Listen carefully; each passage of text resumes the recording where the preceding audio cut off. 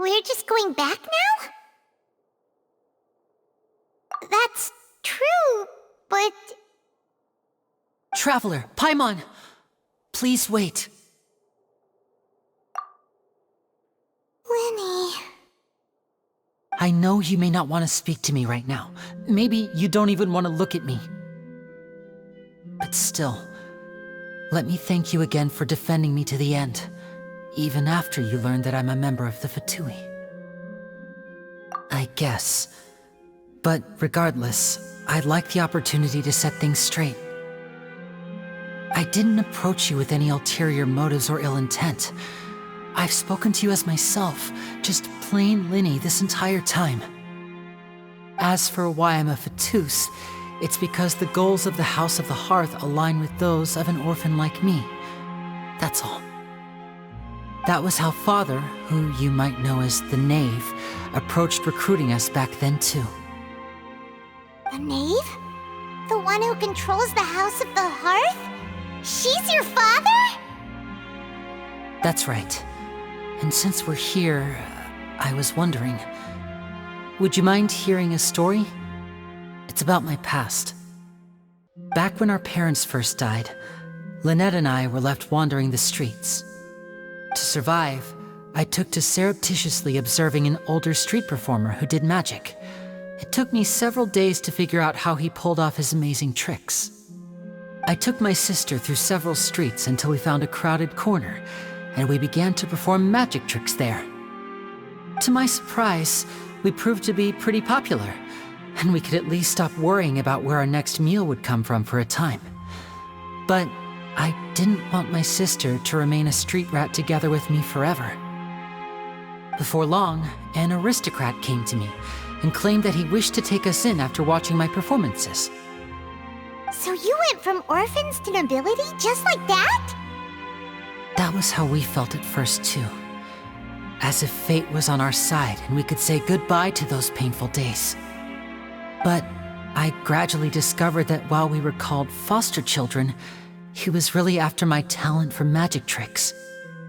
He would constantly take me to all sorts of banquets to garner attention, which he would then use to expand his social circles. That doesn't seem too bad either. Better than roaming the streets at any rate. It took a while for me to realize just how dark his heart really was. After one particular performance at a banquet, I discovered that Lynette was not on the same return vehicle as me. I waited a long time after we returned home, but she did not come back.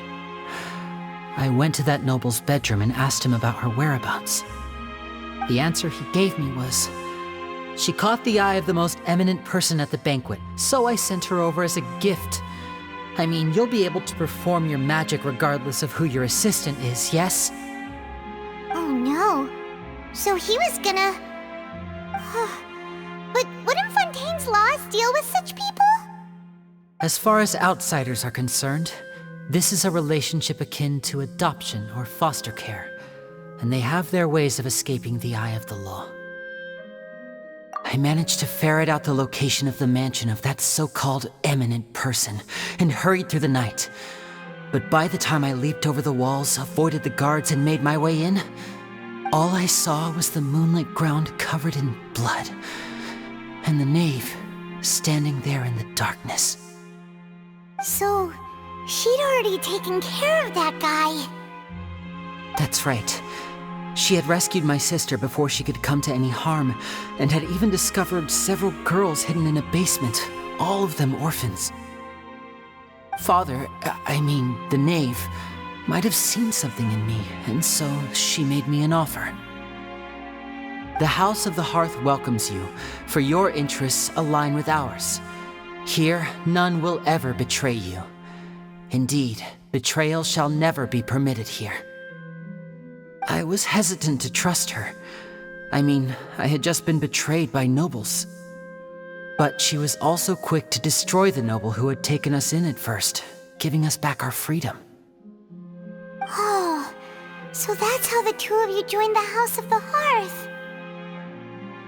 She has her own plans.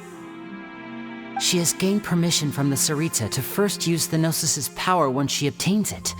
She plans to use it to find a way to break the prophecy and save Fontaine. So, she believes in that prophecy too? That's right. The whole House of the Hearth is currently working to combat that crisis. Today's case has also proven that people from Fontaine can indeed dissolve into some sort of water, thus further supporting the prophecy. All of us house members here, Lady ARLECCHINO herself included, are from Fontaine. We won't give up on defending our homeland. To us orphans, the only connection we have left to this world, apart from our family, is our homeland. So, from small deeds like distributing magic pockets to huge schemes like stealing a Gnosis, everything is aimed at dealing with that prophecy. It's all right. I understand. The only thing I can do is relate all this to you. I just hope you can understand that even as a member of the House, I have never stopped making my own decisions, and that I believe what I'm doing is right. If you should need anything at all in the future, feel free to find me. I will do my best to help you, as plain LYNEY.